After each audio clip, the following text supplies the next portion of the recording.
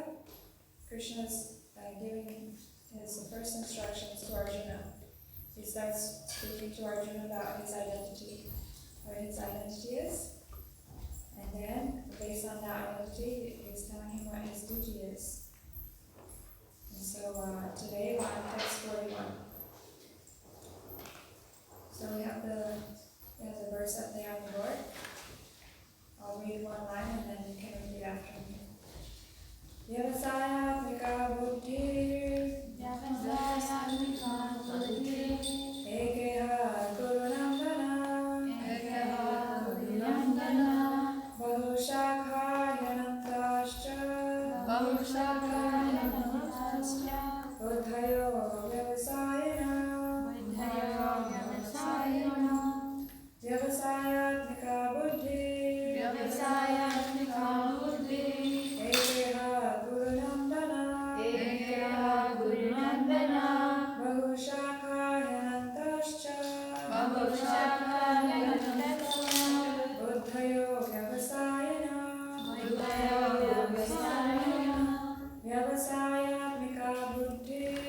vyavasayatmika buddhi ekeha gurunandana bahushakha yanantascha buddhayo vyavasayana. Anybody like to recite the verse? Vyavasayatmika buddhihi Vyavasayatmika buddhi ekeha gurunandana bahushakha yanantascha buddhayo vyavasayana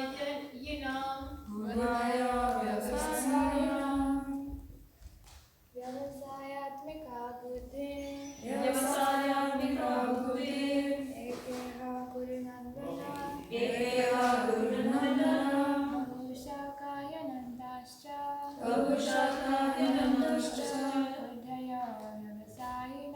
buddhayo vyavasayana.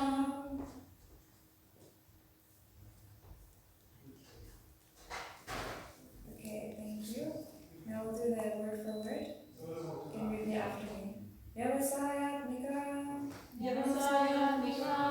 resolute in Krishna consciousness. Buddhi, intelligence. Eka, only one.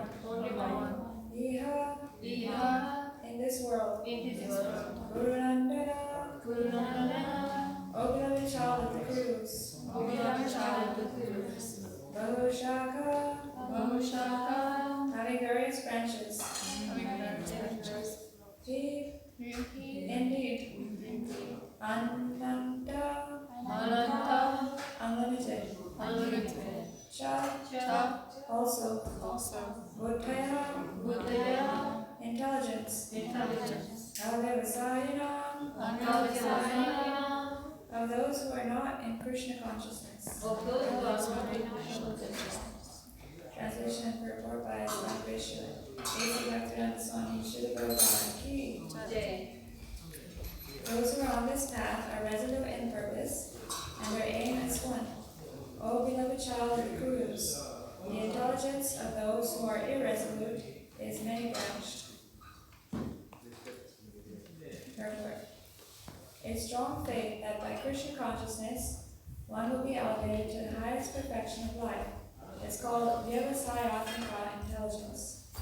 The Chaitanya Charitamrita Madhya 22:62 states, Shraddha Shraddha Vishwasa Kahe Sudradhanischa Krishna Bhakti Kailek Sarva Karma Kritaya.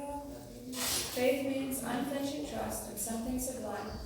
When one is engaged in the duties of Krishna consciousness, he need not act in relationship to the material world with obligations to family traditions, humanity, or nationality. Fruitive activities are the engagements of one's reactions from past good or bad deeds. When one is awake in Krishna consciousness, he need no longer endeavor for good results in his activities. When one is situated in Krishna consciousness, all activities absolute plane, for they are no longer subject to dualities like good and bad. The highest perfection of Krishna consciousness is renunciation of the material conception of life. This state is automatically achieved by progressive Krishna consciousness. The resolute purpose of a person in Krishna consciousness is based on knowledge. Vasudeva Sarvamiti Samahagna Siddhodava. A person in Krishna consciousness is a very good soul who knows perfectly that Vasudeva or Krishna is the root of all manifested causes. As by watering the root of a tree, one automatically distributes water to the leaves and branches, so by acting in Krishna consciousness, one can render the highest service to everyone, namely self, family, society, country, humanity, etc. If Krishna is satisfied by one's actions, then everyone will be satisfied. Service in Krishna consciousness is, however, best practiced under the able guidance of a spiritual master, who is a bona fide representative of Krishna, who knows the nature of the student, and who can guide him to act in Krishna consciousness. As such, to be well versed in Krishna consciousness, one has to act firmly and obey the representative of Krishna, and one should accept the instruction of the bona fide spiritual master as one's mission in life. Srila Vishwanath Chakravarti Thakur instructed us in his famous prayers for the spiritual master as follows: Yasya prasada bhagavad prasado, yasya prasada magati kutopi, daram stasya yashastri santam, vande guru shri charanarindam. By satisfaction of the spiritual master, the Supreme Personality of Godhead becomes satisfied, and by not satisfying the spiritual master, there is no chance of being promoted to the plane of Krishna consciousness. I should therefore meditate and pray for his mercy 3 times a day, and offer my respectful obeisances unto him, my spiritual master. The whole process, however, depends on perfect knowledge of the soul, beyond the conception of the body, not theoretically, but practically, when there is no longer a chance for sense gratification, manifested in fruitive activities. One who is not firmly fixed in mind is diverted by various types of fruitive activities. So before I begin to speak, I'd like to recite some prayers to our spiritual teachers who have received this wealth of knowledge. Om Jnana Timirandasya Jnananjana Shalakaya Chakshuramritam Yena Tasmai Shri Gurave Namaha Shri Chaitanya Manobishtam Sthapitam Yena Bhutale Swayam Rupa Karamaya Murati Swadantikam Vandeham Shri Guru Shri Yuta Padakamalam Shri Guru Vaishnavamscha Shri Rupam Sarvajatam Savanaraghunatam Vitam Tam Sajivam Sarvetam Sarvadutam Paritana Sahitam Krishna Chaitanya Devam Shri Radha Krishna Pada Savana Lalita Shri Vishakaritamscha Namo Krishna Padaya Krishna Krishna Bhutale Srimate Bhaktivedanta Swamini Namine Namaste Saraswati Deve Gauravani Vijayane Nirvishesha Srimati Bhakti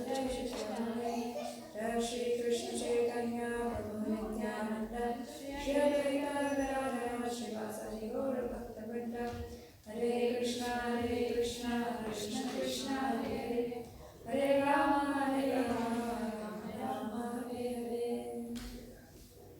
And before beginning to speak, also I'd like to seek the blessings of all the assembled devotees. Please give me your blessings so that I may be able to say something that's pleasing to their lordships, so that I'm beneficial to all of you and give them my purification. Vancha Kalpa Druvascha Vipasindhu Vyevacha Patitanam Pavanebhyo Vaishnavebhyo Namo Namaha. So I'll read the verse once again. Those who are on this path are resolute in purpose, and their aim is one. O beloved child of Kurus, the intelligence of those who are irresolute is many-branched. So here in this verse, Krishna is speaking to Arjuna And he's telling him that we have to be resolute in our purpose. Then, because the intelligence of those who are irresolute is many brushed. Unless you can be focused, then we can't attain success. To be focused in our life is very important, not just in spiritual life, but even in material life. In order to achieve anything, we should be focused in our goal. And this means we must first have knowledge of what our goal is, and then we also need to have knowledge of how we can attain it, what is favorable to attaining that goal, and what is unfavorable. And then, while being focused on the goal, we can reject what is unfavorable and accept what is favorable, and that way we can make steady progress to attain our goal. For example, like if we have an exam tomorrow, then we're going to leave aside, all other things, and we're just going to focus and study for the exam, so that we can do well on the exam the next day. So, of course, we're not going to have an exam every day, but still, if we have a goal, a clear goal in our mind of what we want to achieve with this human form of life, then we can break it up into steps of what we want to achieve. Like each day, we can have a quota, say, of how many rounds we want to chant, how much reading we want to do, how much time we want to spend with the association of devotees. The 6 Goswamis, who are the ideal devotees of Krishna, they had even a fixed amount of obeisances that they would offer every day. And it said in the prayers to the 6 Goswamis, Nana Shastra Vicharane Knipuno, Sadhana Samsthavako, Lokanami Karno Jivane, Manyo Sharanyapane.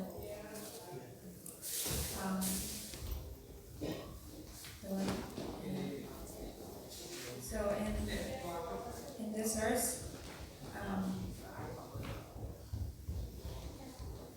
it's talking about being resolute in purpose, and Krishna also tells Arjuna what is the highest goal to achieve, to have in our life. That the highest goal to have in our life is to achieve a pure love for Him, pure love for Krishna, because this is what can really satisfy the soul. And whoever has love for Krishna, whoever can remember Krishna at the time of death, then he can attain to the supreme abode of the Lord. And Krishna says in chapter 8, verse 5, he says, Antakale Chamameva, Swaramurtva Kalevaram, Yapayati Samadbhavam, Yadi Nasyatra Samshaya. That whoever at the end of his life quits his body remembering me alone, at once attains to my nature. Of this there is no doubt. So and how can we remember Krishna at the time of death? This is possible if we daily practice remembering Krishna. And that's why Srila Prabhupada has given us this morning program. We begin our day, first thing. We come and we see Krishna in the temple. And then we meditate on the form. We recite prayers to Him, we chant His holy names. All of this is with the aim of remembering Krishna and increasing our love for Him. So then, by starting our day in this way, then we can also pray to the Lord to dedicate the rest of the day for His service, and pray that we can also remember the Lord throughout the day while doing all our different activities. And then again in the evening, we come before the Lord, and again we chant His holy names in the association of devotees, meditate on His form again, and then also we try to remember His form even at night while we're sleeping, because whatever we do during the day, whatever occupies our mind during the day, usually that's what we remember at night. So this way we can always remember Krishna. And then naturally at the time of death also, we'll be able to remember Krishna and attain Krishna in His supreme eternal abode.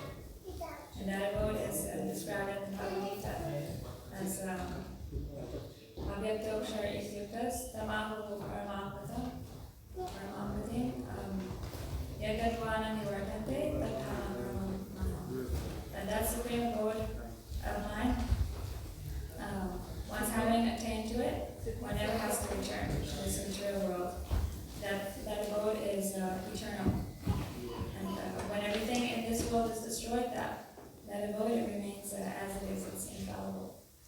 So that's the place where we all want to go. Nobody wants to die in this world, but everybody has to die because this world is temporary. And why do we not like to die? Because we're eternal. So this repeated dying, becoming diseased, becoming old, this is all unnatural for us because we're eternal as a soul. That's what Krishna is explaining in the beginning of this chapter, that he says, Najayate mriyate vakadashin nayam bhutprabhavitavan bhuya ajonitisha shukayam purano nahanyate hamimanishariye. That for the soul there is neither birth nor death at any time. He has not come into being, does not come into being, and will not come into being. He is unborn, eternal, ever existing, and primeval, and he is not slain when the body is slain. So this is our identity, we're the soul. And so at present we're entrapped in this body, and only because of identifying with this body do we have to suffer birth, death, old age, and disease. But as soon as we realize our identity, we're eternal servants of Krishna, then we can begin our real blissful spiritual life by engaging in service of Krishna. And by dedicating all our activities to Krishna, we can remember Krishna and then attain to eternal spiritual world, which is all visible. So this is the goal that Krishna has told us about and encouraged us to attain for our own good. And this is the process by which we can attain it. So we should be fixed. This is what this verse is trying to tell us today, that those who are resolute on this path, those who are on this path are resolute in purpose, and their aim is one. O beloved child of the Kurus, the intelligence of those who are irresolute is many-branched. Yeah, so the perfect example of one who's resolute in purpose is Srila Prabhupada. He got an order from his spiritual master to preach this knowledge, the Krishna conscious philosophy in the Western world. So for a long time he was just thinking about how to execute this order, because he had never been to the West, and in those days travel to different countries was not very common. So he didn't know anything about the West, or he didn't know anybody from there.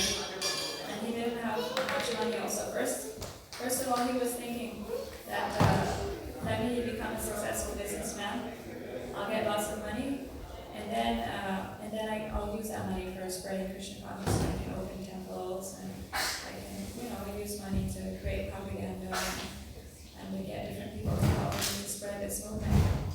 So for a few years he was trying to build his business to get lots of money, but